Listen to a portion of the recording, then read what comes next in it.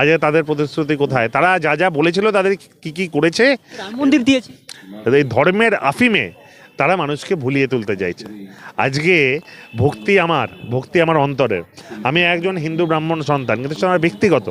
আমার ধর্ম আমায় দেখিয়েছে নিজের ধর্মের প্রতি আস্থাশীল হওয়া এবং অন্য ধর্মের প্রতি শ্রদ্ধাশীল হওয়া। কালীর ঘটনায় এখনো অধরা শাহজাহান, বলছি তৃণমূল কংগ্রেস লুকিয়ে রেখেছে আবার। দেখুন, তিনি কোথায় কি আছেন সেটা প্রশাসন বলতে পারবে, এটা আমাদের কাজ নয়।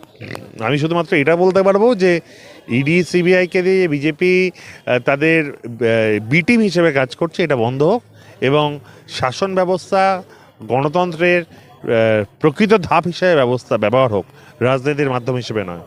বাংলায় গণতন্ত্র শেষ হয়ে গেছে আজকে তাই তো কলকাতা সেফেস্ট সিটি, তাই তো আজকে বাংলার উন্নয়ন বাকি রাজ্যগুলোর থেকে এগিয়ে, তাই তো মমতা বন্দ্যোপাধ্যায় যা যা প্রতিশ্রুতি দিয়েছিলেন তাই করেছেন।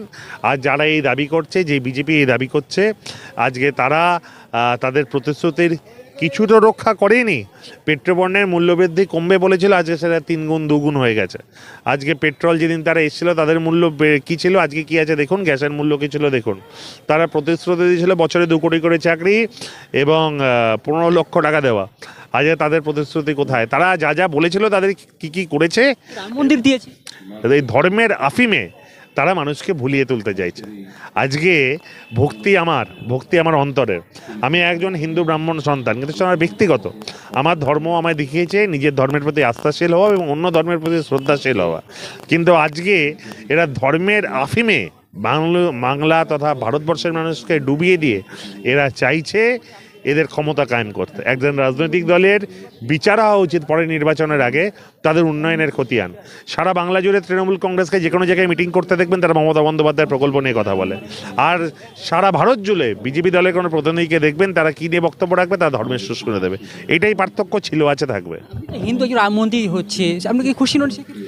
নিশ্চিতভাবে আমি আমার ধর্মের, আমার 33 কোটি দেবতা, আমি প্রত্যেক দেবতারই পুজো করি। যদি কোনো মন্দিরে যায় আমার হাতটা এইভাবে প্রণামে থাকে।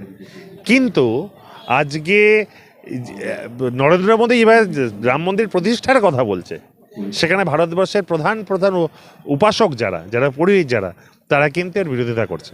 আজকে আমি চাইলেই তো মনে হলে কোনো কিছু করতে পারি না, তার তো কিছু রীতি আছে, আচার আছে।